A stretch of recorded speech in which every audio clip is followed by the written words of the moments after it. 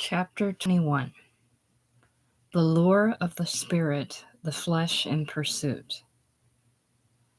When Carrie came, Hurstwood had been waiting many minutes. His blood was warm, his nerves wrought up. He was anxious to see the woman who had stirred him so profoundly the night before. "Here you are," he said, repressedly, feeling a spring in his limbs and an elation which was tragic in itself. "Yes," said Carrie. They walked on as if bound for some objective point, while Hurstwood drank in the radiance of her presence. The rustle of her pretty skirt was like music to him. "Are you satisfied?" he asked, thinking of how well she did the night before. "Are you?" He tightened his fingers as he saw the smile she gave him. It was wonderful. Carrie laughed ecstatically. "That was one of the best things I've seen in a long time," he added. He was dwelling on her attractiveness as he had felt it the evening before, and mingling it with the feeling her presence inspired now. Carrie was dwelling in the atmosphere which this man created for her. Already she was enlivened and suffused with the glow. She felt his drawing toward her in every sound of his voice. "Those were such nice flowers you sent me," she said, after a moment or two. "They were beautiful." "Glad you liked them," he answered simply. He was thinking all the time that the subject of his desire was being delayed. He was anxious to turn the talk to his own feelings. All was ripe for it. His Carrie was beside him. He wanted to plunge in and expostulate with her, and yet he found himself fishing for words and feeling for a way. "You got home all right," he said, gloomily, all of a sudden, his tone modifying itself to one self-commiseration. "Yes," said Carrie easily. He looked at her steadily for a moment, slowing his pace and fixing her with his eye. She felt the flood of feeling. "How about me?" he asked. This confused Carrie considerably, for she realized the floodgates were open. She didn't know exactly what to answer. "I don't know," she answered. He took his lower lip between his teeth for a moment, and then let it go. He stopped by the walk side and kicked the grass with his toe. He searched her face with a tender, appealing glance. "Won't you come away from him?" he asked intensely. "I don't know," returned Carrie, still illogically drifting and finding nothing at which to catch. As a matter of fact, she was in a most hopeless quandary. Here was a man whom she thoroughly liked, who exercised an influence over her, sufficient almost to delude her into the belief that she was possessed of a lively passion for him. She was still the victim of his keen eyes, his suave manners, his fine clothes. She looked and saw before her a man who was most gracious and sympathetic, who leaned toward her with a feeling that was a delight to observe. She could not resist the glow of his temperament, the light of his eye. She could hardly keep from feeling what he felt. And yet she was not without thoughts which were disturbing. What did he know? What had drew him? Was she a wife in his eyes, or what? Would he marry her? Even while he talked and she softened and her eyes were lighted with a tender glow, she was asking herself if Drouet had told him they were not married. There was never anything at all convincing about what Drouet said. And yet she was not grieved at Hurstwood's love. No strain of bitterness was in it for her, whatever he knew. He was evidently sincere. His passion was real and warm. There was power in what he said. What should she do? She went on thinking this, answering vaguely, languishing affectionately, and altogether drifting until she was on a borderless sea of speculation. "Why don't you come away?" he said tenderly. "I will arrange for you whatever—" "Oh, don't," said Carrie. "Don't what?" he asked. "What do you mean?" There was a look of confusion and pain in her face. She was wondering why that miserable thought must be brought in. She was struck as by a blade with the miserable provision which was outside the pale of marriage. He himself realized that it was a wretched thing to have dragged in. He wanted to weigh the effects of it, and yet he could not see. He went beating on, flushed by her presence, clearly awakened, intensely enlisted in his plan. "Won't you come?" he said, beginning over and with a more reverent feeling. "You know I can't do without you. You know it. It can't go on this way, can it?" "I know," said Carrie. I wouldn't argue with you if I could help it." "Look at me, Carrie. Put yourself in my place. You don't want to stay away from me, do you?" She shook her head as if in deep thought. "Then why not settle the whole thing once and for all?" "I don't know," said Carrie. "Don't know? Carrie, what makes you say that? Don't torment me. Be serious." "I am," said Carrie softly. "You can't be, dearest, and say that, not when you know how I love you. Look at last night." His manner as he said this was the most quiet imaginable. His face and body retained utter composure. Only his eyes moved, and they flashed a subtle, dissolving fire. In them, the whole intensity of the man's nature was distilling itself. Carrie made no answer. "How can you act this way, dearest?" he inquired, after a time. "You love me, don't you?" He turned on her such a storm of feeling that she was overwhelmed. For the moment, all doubts were cleared away. "Yes," she answered, frankly and tenderly. "Well, then you'll come, won't you? Come tonight." Carrie shook her head in spite of her distress. "I can't wait any longer," urged Hurstwood. "If that is too soon, come Saturday." "When will we be married?" she asked, diffidently, forgetting in her difficult situation that she had hoped he took her to be Drouet's wife. The manager started, hit as he was by a problem which was more difficult than hers. He gave no sign of the thoughts that flashed like messages to his mind. "Any time you say," he said, with ease, refusing to discolor his present delight with this miserable problem. "Saturday?" asked Carrie. He nodded his head. "Well, if you will marry me then," she said, "I'll go." The manager looked at his lovely prize, so beautiful, so winsome, so difficult to be won, and made strange resolutions. His passion had gotten to that stage now where it was no longer colored with reason. He did not trouble over little barriers of this sort in the face of so much loveliness. He would accept the situation with all its difficulties. He would not try to answer the objections which cold truth thrust upon him. He would promise anything, everything, and trust to fortune to disentangle him. He would make a try for paradise, whatever might be the result. He would be happy, by the Lord, if it cost all honesty of statement, all abandonment of truth. Carrie looked at him tenderly. She could have laid her head upon his shoulder, so delightful did it all seem. "Well," she said, "I'll try and get ready then." Hurstwood looked into her pretty face, crossed with little shadows of wonder and misgiving, and thought he had never seen anything more lovely. "I'll see you again tomorrow," he said joyously, "and we'll talk over the plans." He walked on with her, elated beyond words, so delightful had been the result. He impressed a long story of joy and affection upon her, though there was but here and there a word.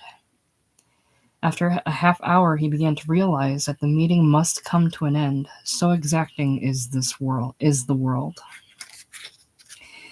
"Tomorrow," he said at parting, a gaiety of manner adding wonderfully to his brave demeanor. "Yes," said Carrie, tripping elatedly away. There had been so much enthusiasm engendered that she was believing herself deeply in love. She sighed as she thought of her handsome adorer. Yes, she would get ready by Saturday. She would go, and they would be happy. Chapter 22. The Blaze of the Tinder. Flesh wars with the flesh. The misfortune of the household was due to the fact that jealousy, having been born of love, did not perish with it. Mrs. Hurstwood retained this in such form that subsequent influences could transform it into hate. Hurstwood was still worthy, in a physical sense, of the affection his wife had once bestowed upon him, but in a social sense he fell short. With his regard died his power to be attentive to her, and this, to a woman, is much greater than outright crime toward another. Our self-love dictates our appreciation of the good or evil in another. In Mrs. Hurstwood, it discolored the very hue of her husband's indifferent nature. She saw design in deeds and phrases, which sprang only from a faded appreciation of her presence. As a consequence, she was resentful and suspicious. The jealousy that prompted her to observe every falling away from the little amenities of the married relation on his part served to give her notice of the airy grace with which he still took the world. She could see from the scrupulous care which he exercised in the matter of his personal appearance that his interest in life had abated not a jot. Every motion, every glance had something in it of the pleasure he felt in Carrie, of the zest this new pursuit of pleasure lent to his days. Mrs. Hurstwood felt something, sniffing change as animals do danger afar off. This feeling was strengthened by actions of a direct and more potent nature on the part of Hurstwood. We have seen with what irritation he shirked those little duties which no longer contained any amusement or satisfaction for him, and the open snarls with which, more recently, he resented her irritating goads. These little rows were really precipitated by an atmosphere which was surcharged with dissension. That it would shower with a sky so full of blackening thunderclouds would scarcely be thought worthy of comment. Thus, after leaving the breakfast table this morning, raging inwardly at his blank declaration of indifference at her plans, Mrs. Hurstwood encountered Jessica in her dressing room, very leisurely arranging her hair. Hurstwood had already left the house. "I wish you wouldn't be so late coming down to breakfast," she said, addressing Jessica, while making for her a crochet basket. "Now here the things are quite cold and you haven't eaten." Her natural composure was sadly ruffled, and Jessica was doomed to feel the fag end of the storm. "I'm not hungry," she answered. "Then why don't you say so, and let the girl put away the things instead of keeping her waiting all morning?" "She doesn't mind," answered Jessica coolly. "Well, I do if she doesn't," returned the mother, and anyhow, I don't like you to talk that way to me. You're too young to put on such an air with your mother." "Oh, Mama, don't row," answered Jessica. "What's the matter this morning anyway?" "Nothing's the matter, and I'm not rowing. You mustn't think because I indulge you in some things that you can keep everybody waiting. I won't have it." "I'm not keeping anybody waiting," returned Jessica sharply, stirred out of a cynical indifference to a sharp defense. "I said I wasn't hungry. I don't want any breakfast." "Mind how you address me, Missy. I'll not have it. Hear me now. I'll not have it." Jessica heard this last while walking out of the room, with a toss of her head and a flick of her pretty skirts indicative of the independence and indifference she felt. She did not propose to be quarreled with. Such little arguments were all too frequent, the result of a growth of natures which were largely independent and selfish. George Jr. manifested even greater touchiness and exaggeration in the manner of his individual rights, and attempted to make all feel that he was a man with a man's privileges, an assumption which, of all things, is most groundless and pointless in a youth of 19. Hurstwood was a man of authority and some fine feeling, and it irritated him excessively to find himself surrounded more and more by a world upon which he had no hold, and of which he had a lessening understanding. Now, when such little things, such as the proposed earlier start to Waukesha, came up, they made clear to him his position. He was being made to follow, was not leading. When, in addition, a sharp temper was manifested, and to the process of shouldering him out of his authority was added a rousing intellectual kick, such as a sneer or a cynical laugh, he wasn't able to keep his temper. He flew into hardly repressed passion and wished himself clear of the whole household. It seemed a most irritating drag upon all his desires and opportunities. For all this, he still retained the semblance of leadership and control. His wife was straining to revolt. Her display of temper and open assertion to opposition were based upon nothing more than the feeling that she could do it. She had no special evidence wherewith to justify herself. The knowledge of something which would give her both authority and excuse. The latter was all that was lacking, however, to give a solid foundation to what, in a way, seemed groundless discontent. The clear proof of one overt deed was the cold breath needed to convert the lowering clouds of suspicion into a rain of wrath. An inkling of untoward deeds on the part of Hurstwood had come.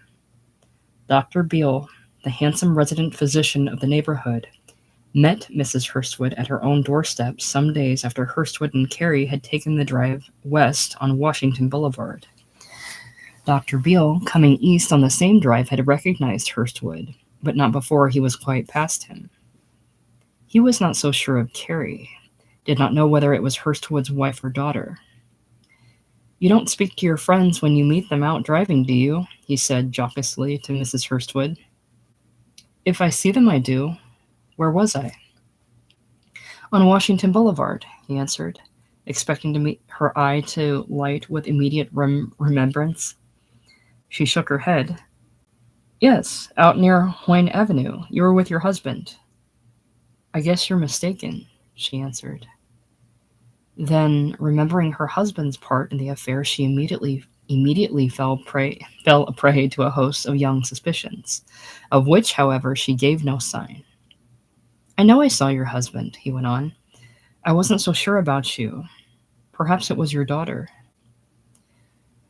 "Perhaps it was," said Mrs. Hurstwood, knowing full well that such was not the case, as Jessica had been her companion for weeks.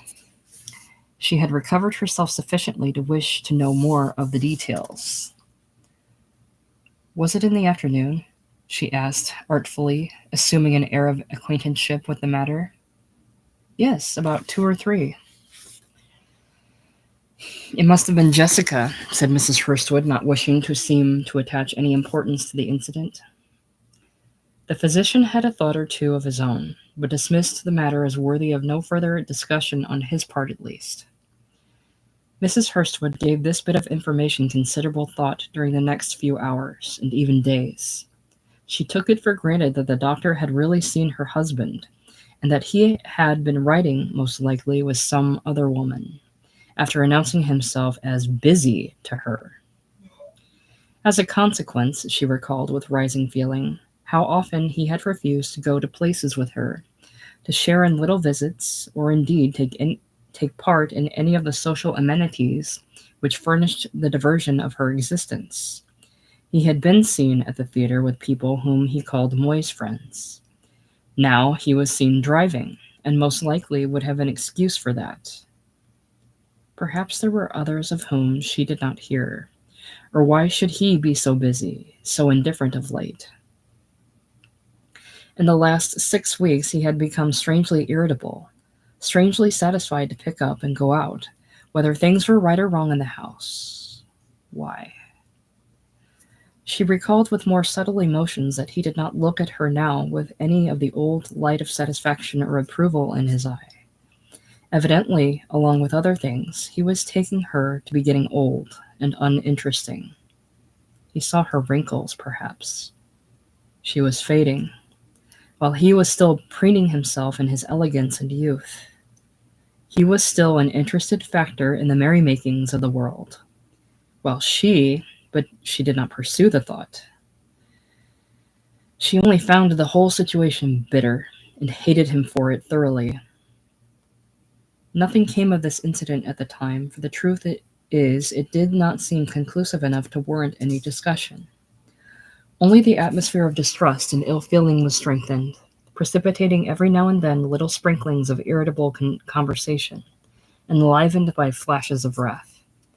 The matter of the Waukesha outing was merely a continuation of other things of the same nature. The day after Carrie's appearance on the Avery stage, Mrs. Hurstwood visited the races with Jessica, and a youth of her acquaintance, Mr. Bart Taylor, the son of the owner of a local house furnishing establishment. They had driven out early, and, as it chanced, encountered several friends of Hurstwood, all Elks, and two of whom had attended the performance the evening before. 1,000 chances the subject of the performance had never been brought up had Jessica not been so engaged by the attentions of her young companion, who usurped as much time as possible. This left Mrs. Hurstwood in the mood to extend the perfunctory greetings of some who knew her into short conversations, and the short conversations of friends into long ones. It was from one who meant but to greet her perfunctorily that this interesting intelligence came. "I see," said this individual, who wore sporting clothes of the most attractive pattern, and had a fez strung over his shoulder, "that you did not get over to our little entertainment last evening." "No?" said Mrs. Hurstwood inquiringly, and wondering why he should be using the tone he did, in noting the fact that she had not been to something she knew nothing about. It was on her lips to say, "What was it?" when he added, "I saw your husband." Her wonder was at once replaced by the more subtle quality of suspicion. "Yes," she said cautiously. "Was it pleasant? He did not tell me much about it." "Very. Really one of the best private theatricals I ever attended. There was one actress who surprised us all." "Indeed," said Mrs. Hurstwood. "It's too bad you couldn't have been there, really. I was sorry to hear you weren't feeling well." "Feeling well?" Mrs. Hurstwood could have echoed the words after him open-mouthed. As it was, she extricated herself from her mingled impulse to deny and question, and said almost raspingly, "Yes, it is too bad." "Looks like there will be quite a crowd here today, doesn't it?" the acquaintance observed, drifting off upon another topic. The manager's wife would have questioned farther, but she saw no opportunity. She was for the moment wholly at sea, anxious to think for herself and wondering what new deception was this which caused him to give out that she was ill when she was not. Another case of her company not wanted, and excuses being made. She resolved to find out more. "Were you at the performance last evening?" she asked of the next of Hurstwood's friends who greeted her as she sat in her box. "Yes, you didn't get around." "No," she answered, "I was not feeling very well." "So your husband told me," he answered. "Well, it was really very enjoyable. Turned out much better than I expected." "Were there many there?" "The house was full. It was quite an elk night. I saw quite a number of your friends, Mrs. Harrison, Mrs. Barnes, Mrs. Collins. Quite a social gathering." "Indeed it was. My wife enjoyed it very much." Mrs. Hurstwood bit her lip. "So," she thought, "that's the way he does. Tells my friends I am sick and cannot come." She wondered what could induce him to go alone. There was something back of this. She rummaged her brain for a reason. By evening, when Hurstwood reached home, she had brooded herself into a state of sullen desire for explanation and revenge. She wanted to know what this peculiar action of his imported. She was certain there was more behind it all than what she had heard, and evil curiosity mingled with distrust in the remains of her wrath of the morning. She, impending disaster itself, walked about with gathered shadow at the eyes and the rudimentary muscles savagery fixing the hard lines of her mouth. On the other hand, as we may well believe, the manager came home in the sunniest mood. His conversation and agreement with Carrie had raised his spirits until he was in the frame of mind of one who sings joyously. He was proud of himself, proud of his success, proud of Carrie. He could have been genial to all the world, and he bore no grudge against his wife. He meant to be pleasant, to forget her presence, to live in the atmosphere of youth and pleasure which had been restored to him.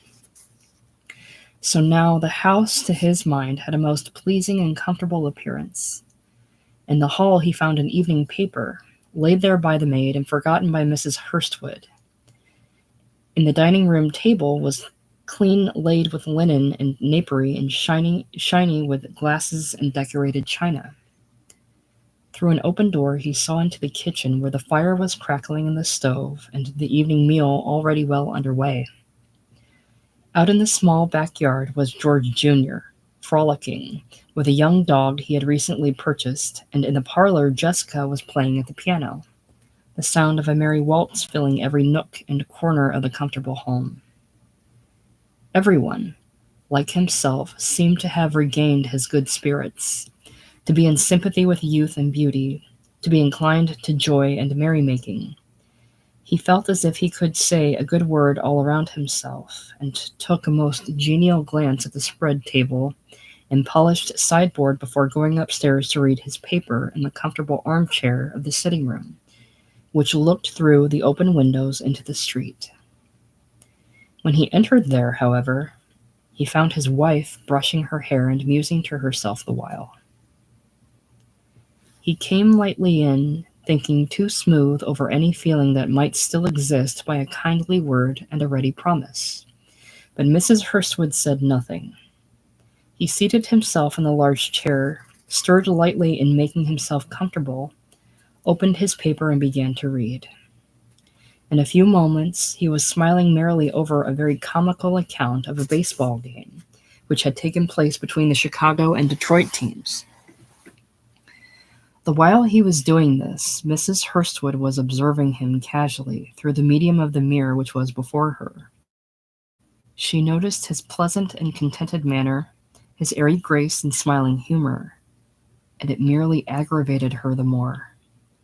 She wondered how he could think to carry himself so in her presence after the cynicism, indifference, and neglect he had heretofore manifested and would continue to manifest so long as she would endure it.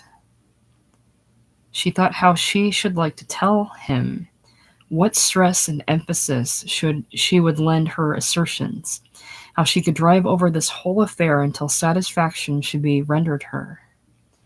Indeed, the shining sword of her wrath was but weakly suspended by a thread of thought.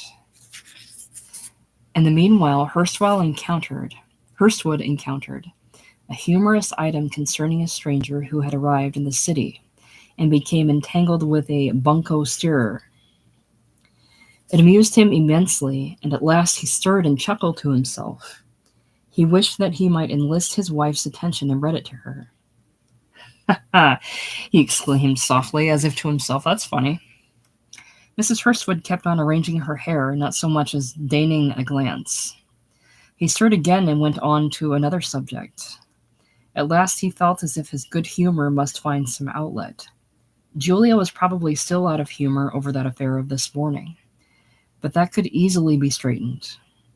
As a matter of fact, she was in the wrong, but he didn't care. She could go to Waukesha right away if she wanted to. The sooner the better. He would tell her that as soon as he got a chance and the whole thing would blow over. "Did you notice," he said at last, breaking forth concerning another item which he had found, "that they have entered suit to compel the Illinois Central to get off the lakefront, Julia?" he asked. She could scarcely force herself to answer, but managed to say, "No," sharply. Hurstwood pricked up his ears. There was a note in her voice which vibrated keenly. "It would be a good thing if they did," he went on, half to himself, half to her, though he felt that something was amiss in that quarter. He withdrew his attention to his paper very circumspectly, listening mentally for the little sounds which should show him what was on foot. As a matter of fact, no man as clever as Hurstwood, and as observant and sensitive to atmospheres of many sorts, particularly upon his own plane of thought, would have made the mistake which he did in regard to his wife, wrought up as she was, had he not been occupied mentally with a very different train of thought. Had not the influence of Carrie's regard for him, the elation which her promise aroused in him, lasted over, he would not have seen the house in so pleasant a mood. It was not extraordinarily bright and merry this evening. He was merely very much mistaken, and would have been much more fitted to cope with it had he come home in his normal state. After he had studied his paper a few moments longer, he felt that he ought to modify matters in some way or other. Evidently his wife was not going to patch up a peace at a word. So he said, "Where did George get the dog he has there in the yard?"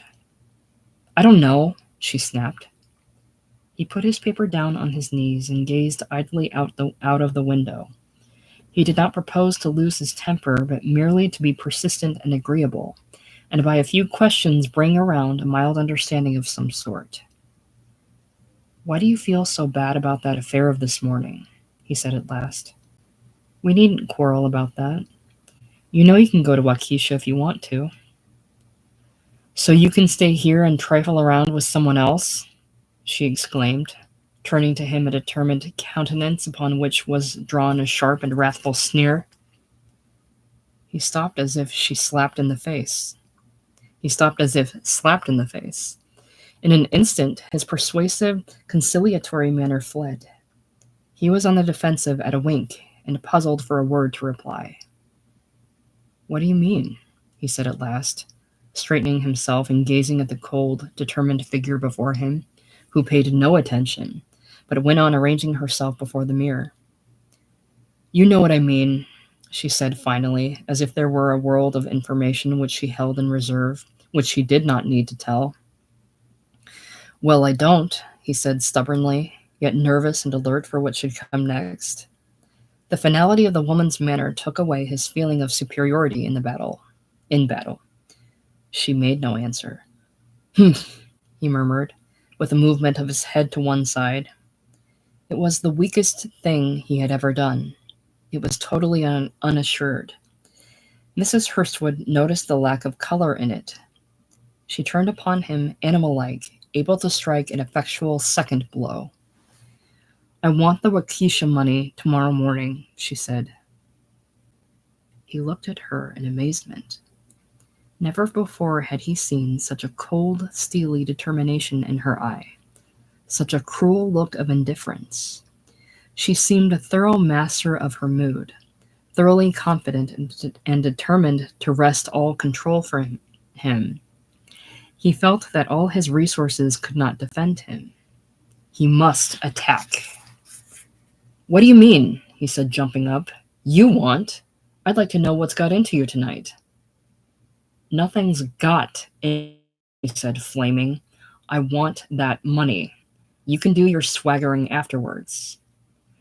"Swaggering, eh? What? You'll get nothing from me.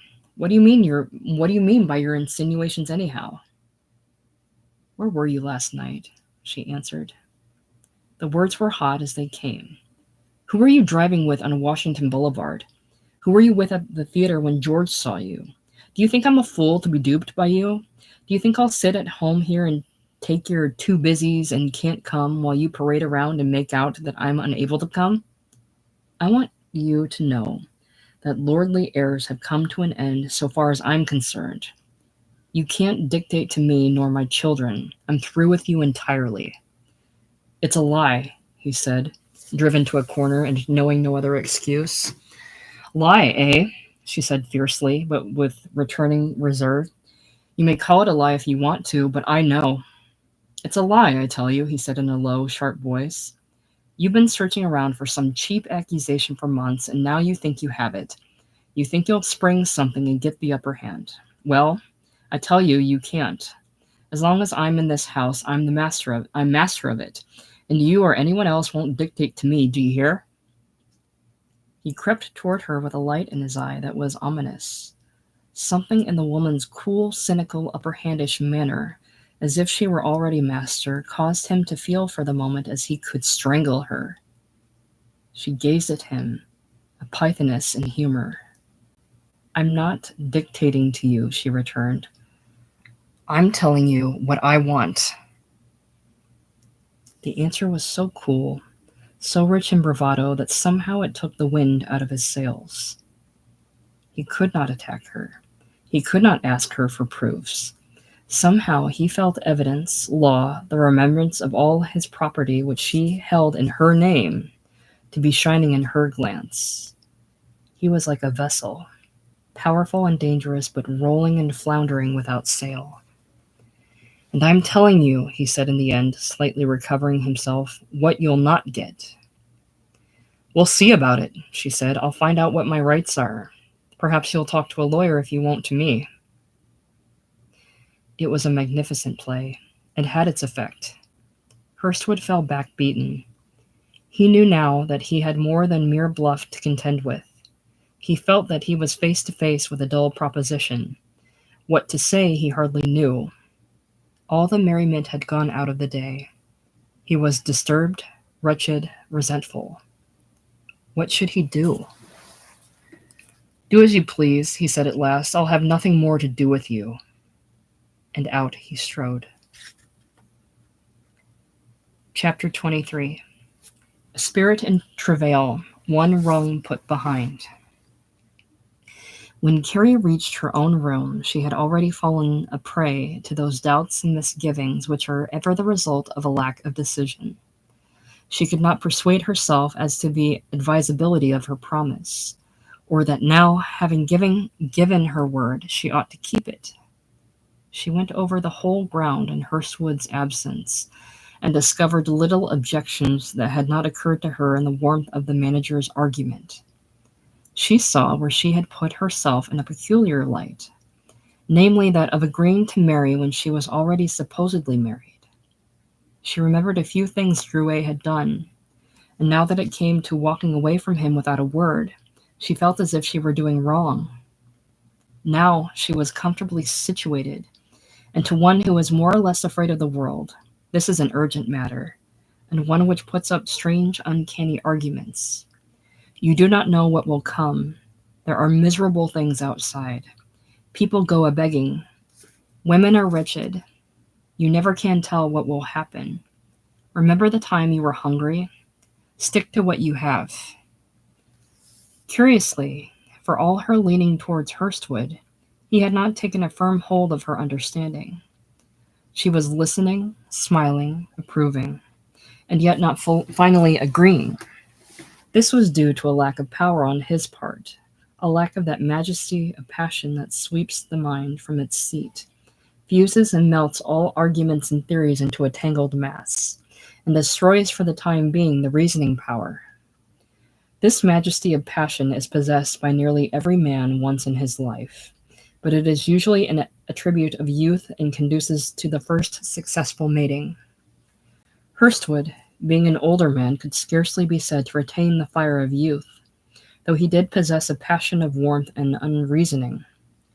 It was strong enough to induce the leaning toward him, which, on Carrie's part, we have seen.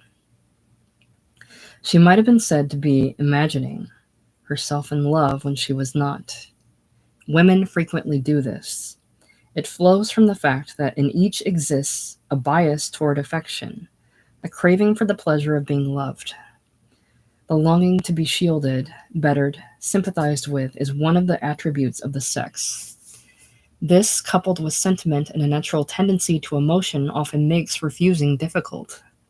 It persuades them that they are in love. Once at home, she changed her clothes and straightened the rooms for herself.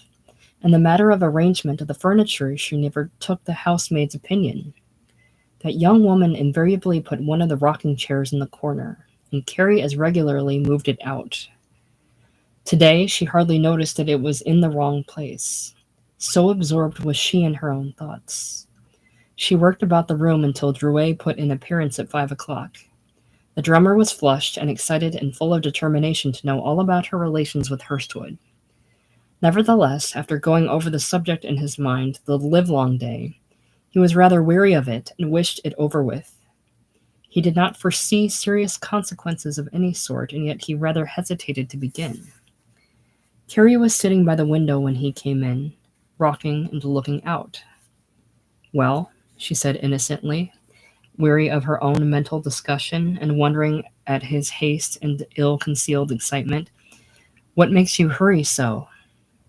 Drouet hesitated now that he was in her presence, uncertain as to what course to pursue. He was no diplomat. He could neither read nor see. "When did you get home?" he asked foolishly. "Oh, an hour or so ago. What makes you ask that?" "You weren't here," he said. "When I came back this morning and I thought you had gone out." "So I did," said Carrie simply. "I went for a walk." Drouet looked at her wonderingly. For all his lack of dignity in such matters, he did not know how to begin. He stared at her in the most flagrant manner until at last she said, "What makes you stare at me so? What's the matter?" "Nothing," he answered. "I was just thinking." "Just thinking what?" she returned smilingly, puzzled by his attitude. "Oh, nothing much." "Well then, what makes you look so?" Drouet was standing by the dresser, gazing at her in a comic manner. He had laid off his hat and gloves, and was now fidgeting with the little toilet pieces which were nearest him. He hesitated to believe that the pretty woman before him was involved in anything so unsatisfactory to himself. He was very much inclined to feel that it was all right after all. Yet the knowledge imparted to him by the chambermaid was rankling in his mind. He wanted to plunge and went in with a straight remark of some sort, but he knew not what. "Where did you go this morning?" he finally asked weakly. "Why, I went for a walk," said Carrie. "Sure you did?" he asked. "Yes, what makes you ask?" She was beginning to see now that he knew something. Instantly she drew herself into a more reserved position. Her cheeks blanched slightly. "I thought maybe you didn't," he said, beating about the bush in the most useless manner. Carrie glazed at him. As she did so, her ebbing courage halted. She saw that he himself was hesitating, and with a woman's intuition realized that there was no occasion for great alarm. "What makes you talk like that?" she asked, wrinkling her pretty forehead. "You act so funny tonight." "I feel funny," he answered. They looked at one another for a moment, and then Drouet plunged desperately into his subject. "What's this about you and Hurstwood?" he asked. "Me and Hurstwood? What do you mean?" "Didn't he come here a dozen times while I was away?" "A dozen times," repeated Carrie guiltily. "No, but what do you mean?" "Somebody said that you went out riding with him and that he came here every night." "No such thing," answered Carrie. "It isn't true. Who told you that?" She was flushing scarlet to the roots of her hair, but Drouet did not catch the full hue of her face, owing to the modified light of the room. He was regaining much confidence as Carrie defended herself with denials. "Well, someone," he said. "You sure you didn't?" "Certainly," said Carrie. "You know how often he came." Drouet paused for a moment and thought. "I know what you told me," he said finally. He moved nervously about while Carrie looked at him confusedly. "Well, I know that I didn't tell you any such thing as that," said Carrie, recovering herself. "If I were you," went on Drouet, ignoring her last remark, "I wouldn't have anything to do with him. He's a married man, you know." Who is?" said Carrie, stumbling at the word. "Why, Hurstwood," said Drouet, noting the effect and feeling that he was delivering a telling blow. "Hurstwood!" exclaimed Carrie, rising. Her face had changed several shades since this announcement was made. She looked within and without herself in a half-dazed way. "Who told you this?" she asked, forgetting that her interest was out of order and exceedingly incriminating. "Why, I know it. I've always known it," said Drouet. Carrie was feeling about for a right thought. She was making a most miserable showing, and yet feelings were generating within her, which were anything but crumbling cowardice. "I thought I told you," he added. "Didn't," she contradicted, suddenly recovering her voice. "You didn't do anything of the kind." Drouet listened to her in astonishment. This was something new. "I thought I did," he said. Carrie looked around her very sullenly, and then went over to the window. "You oughtn't to have had anything to do with him," said Drouet in an injured tone, "after all I've done for you." "You," said Carrie. "You? What have you done for me?" Her little brain had been surging with contradictory feelings. Shame at exposure, shame at Hurstwood's perfidy, anger at Drouet's deception, the mockery he had made of her. Now one clear idea came into her head. He was at fault. There was no doubt about it. Why did he bring Hurstwood out? Hurstwood, a married man, and never say a word to her. Never mind about Hurstwood's perfidy. Why had he done this? Why hadn't he wanted her?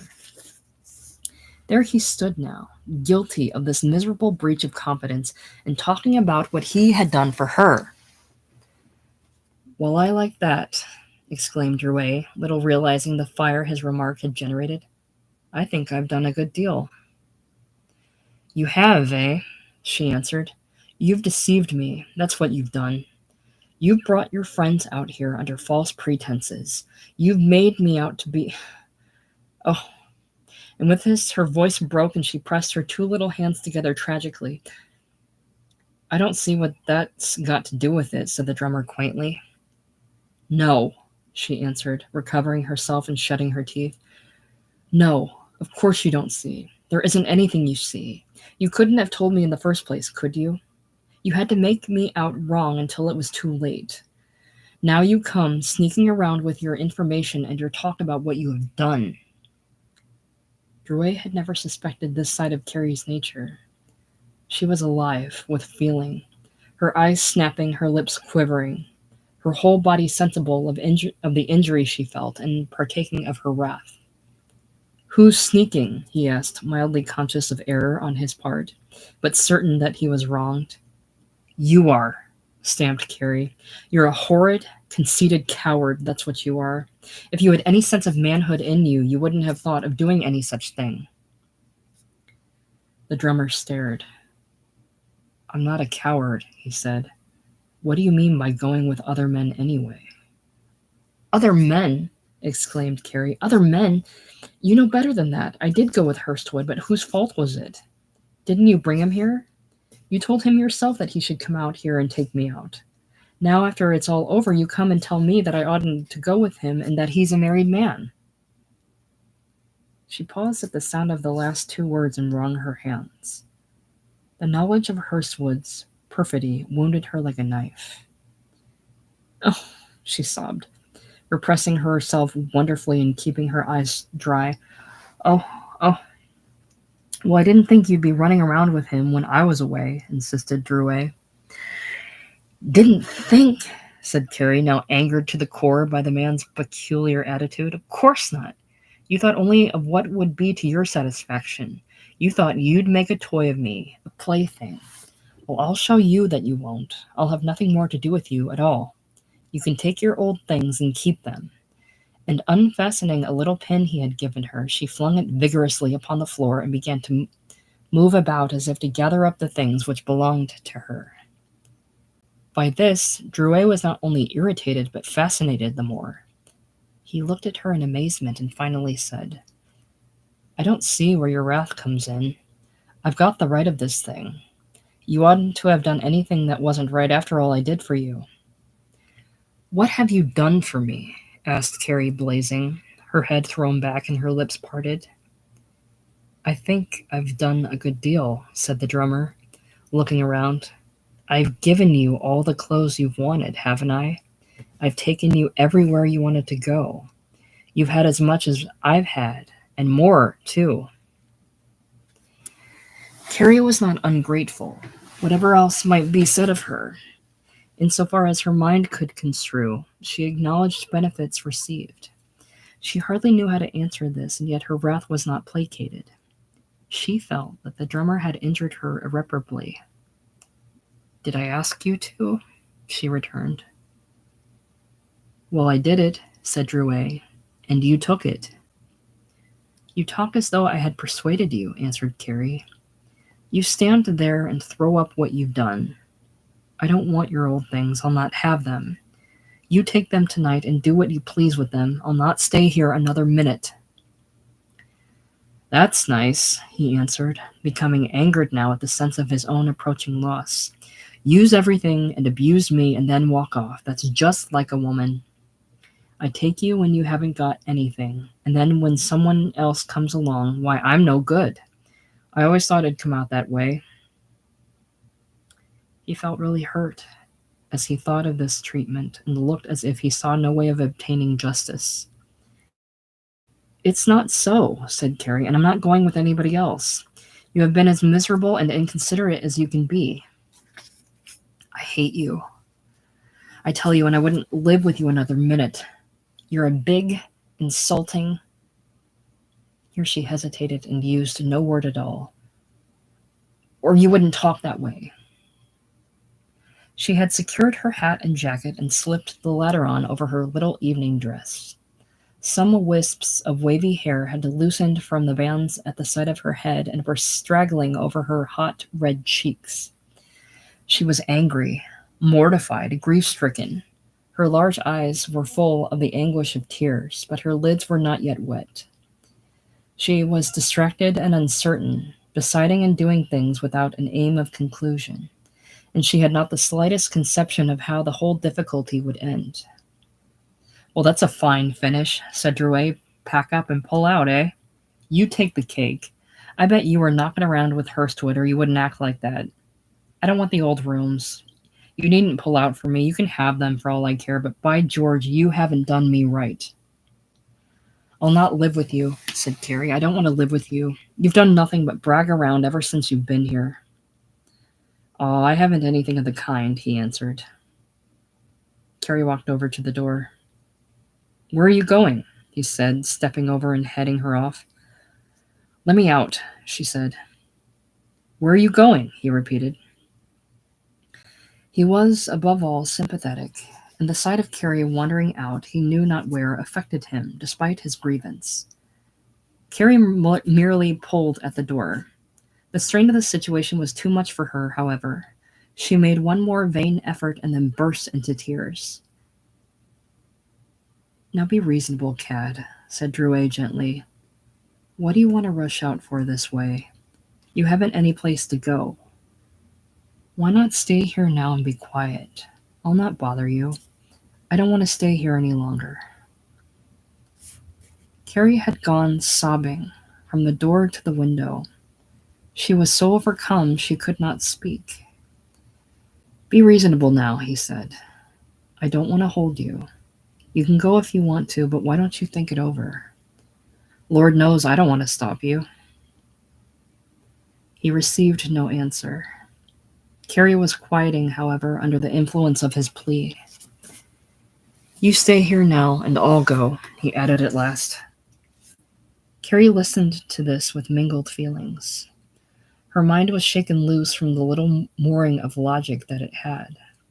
She was stirred by this thought, angered by that, her own injustice, Hurstwood's, Drouet's, their respective qualities of kindness and favor, the threat of the world outside in which she had failed once before, the impossibility of this state inside, where the chambers were no longer justly hers, the effect of the argument upon her nerves, all combined to make her a mass of jangling fibers.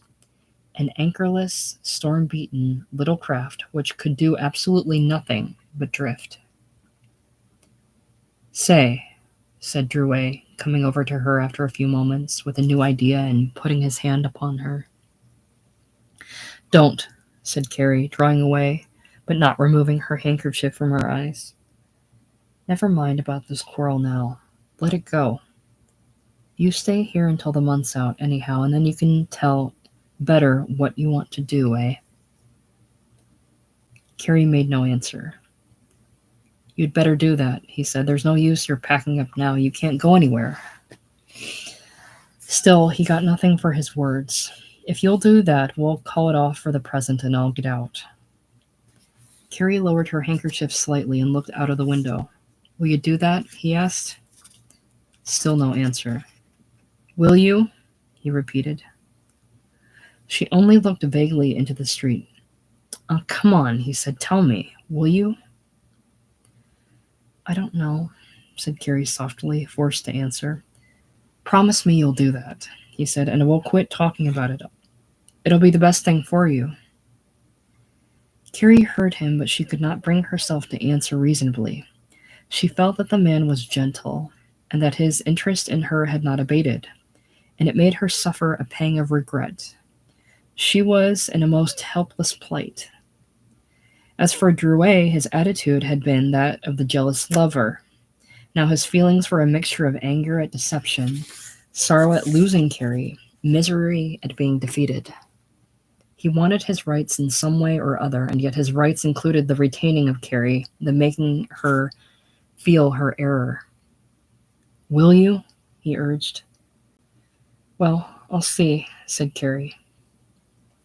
This left the matter as open as before, but it was something. It looked as if the quarrel would blow over, if they could only get some way of talking to one another.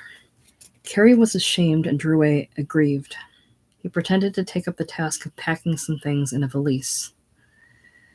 Now, as Carrie watched him out of the corner of her eye, certain sound thoughts came into her head.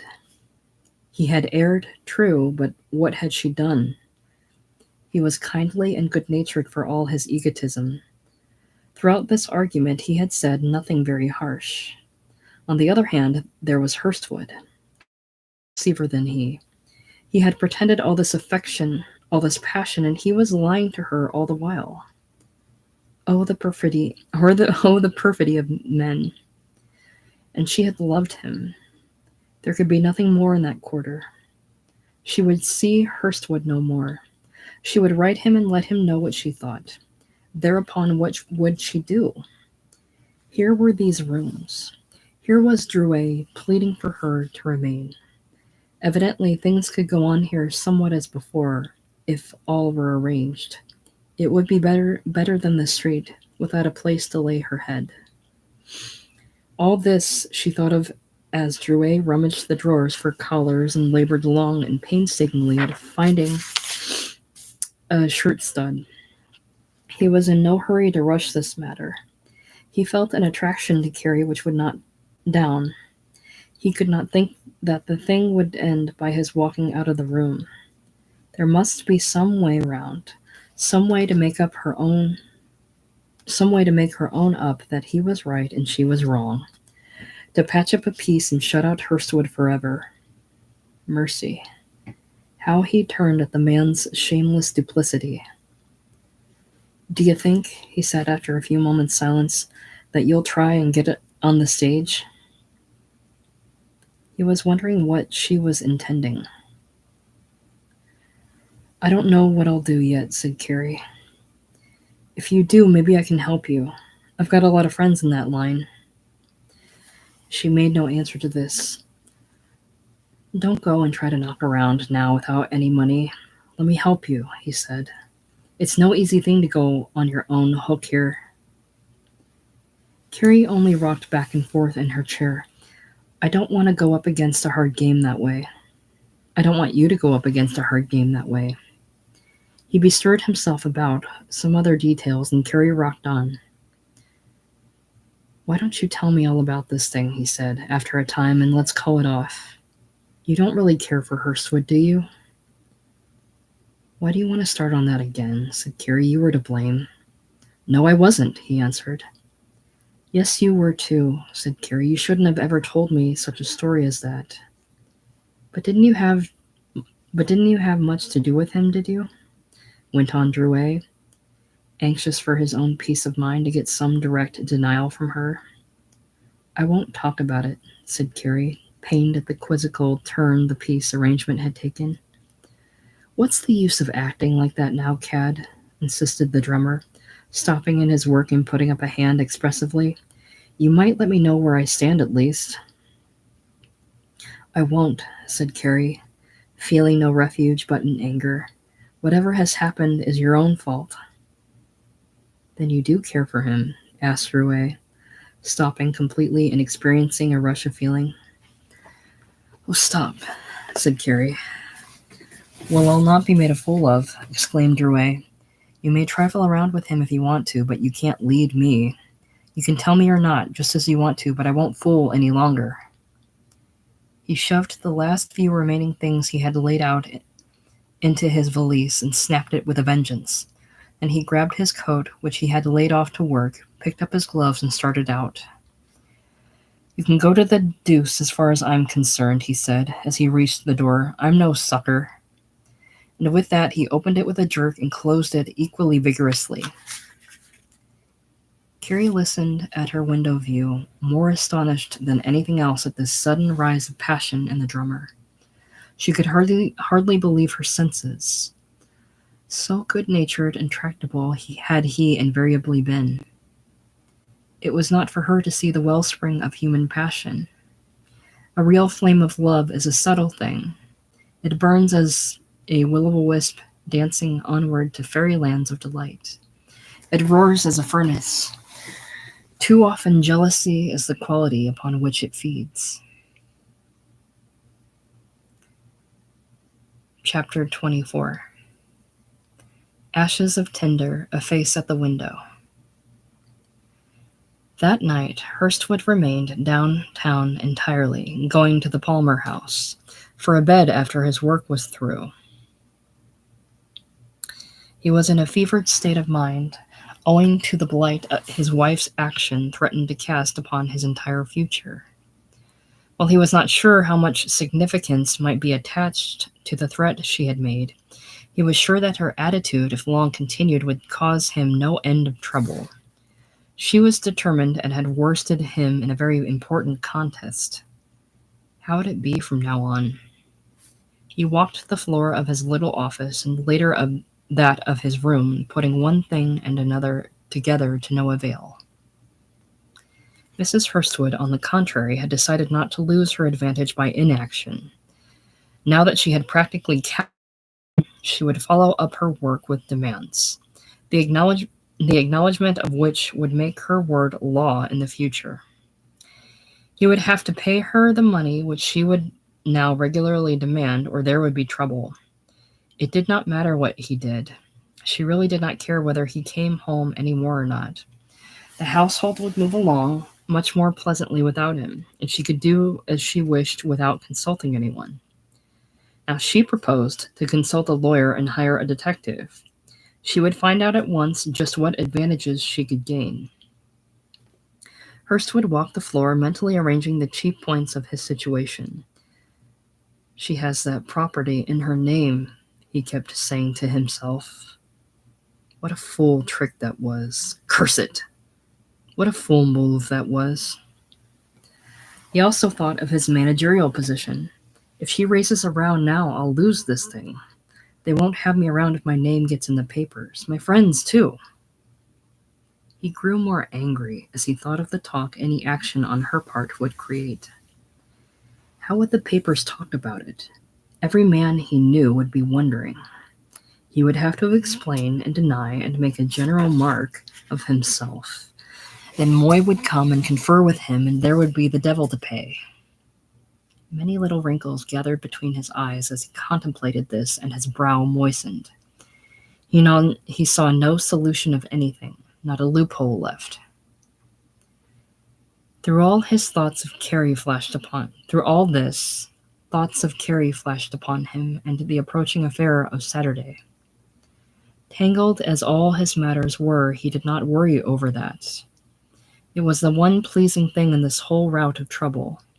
He could arrange that satisfactorily, for Carrie would be glad to wait if necessary. He would see how things turned out tomorrow, and then he would talk to her. They were going to meet as usual. He saw only her pretty face and neat figure and wondered why life was not arranged so that such joy as he found with her could be steadily maintained. How much more pleasant it would be. Then he would take up his wife's thread again, and the wrinkles and moisture would return. In the morning, he came over from the hotel and opened his mail, but there was nothing in it outside the ordinary run.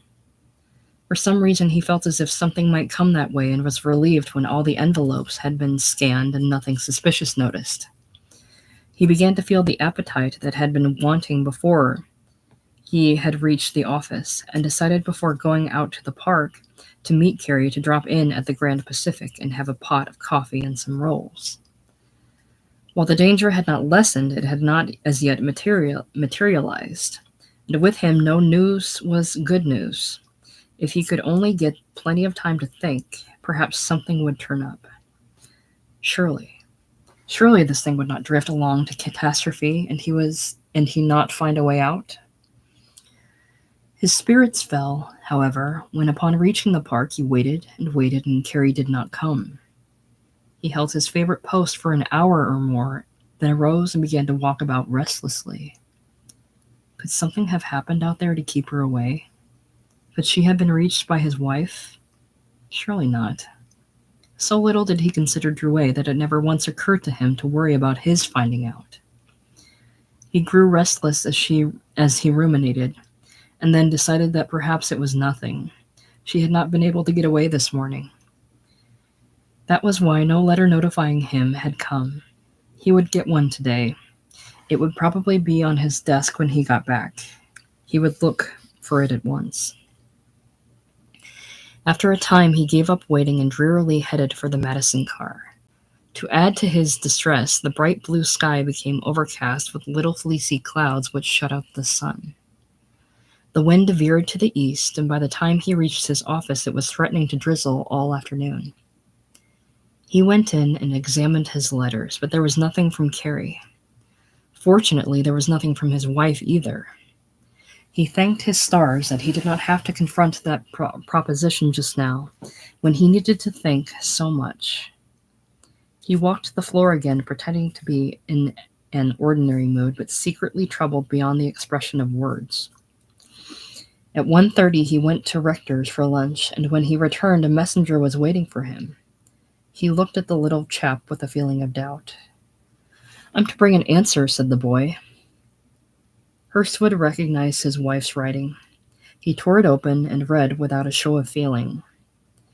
It began in the most formal manner and was sharply and coldly worded throughout. "I want you to send the money I asked for at once. I need it to carry out my plans. You can stay away if you want to. It doesn't matter in the least. I must have some money. So don't delay, but send it by the boy." When he had finished it, he stood holding it in his hands. The audacity of the thing took his breath. It roused his ire also, the deepest element of revolt in him. His first impulse was to write but 4 words in reply: "Go to the devil."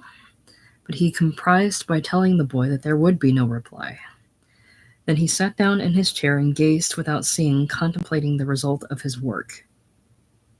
What would she do about that? The confounded wretch? Was she going to try to bulldoze him into submission? He would go up there and have it out with her. That's what he would do. She was carrying things with too high a hand. These were his first thoughts. Later, however, his old discretion asserted itself. Something had to be done.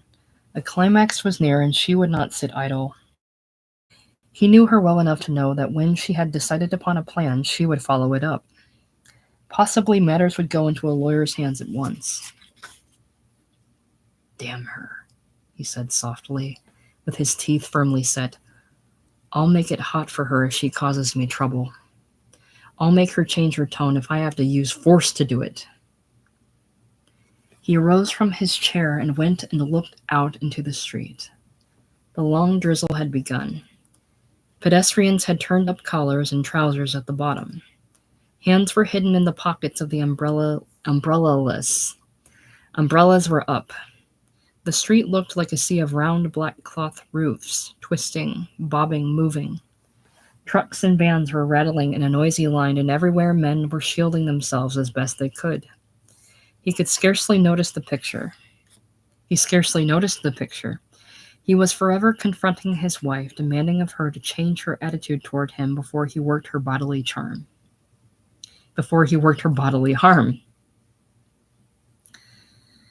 4 o'clock, another note came, which simply said that if the money was not forthcoming that evening, the matter would be laid before Fitzgerald and Moy on the morrow, and other steps would be taken to get it.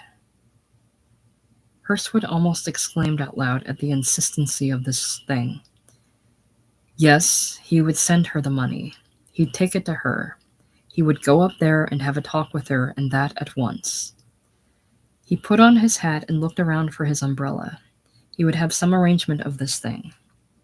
He called a cab and was driven through the dreary rain to the north side. On the way, his temper cooled as he thought of the details of the case.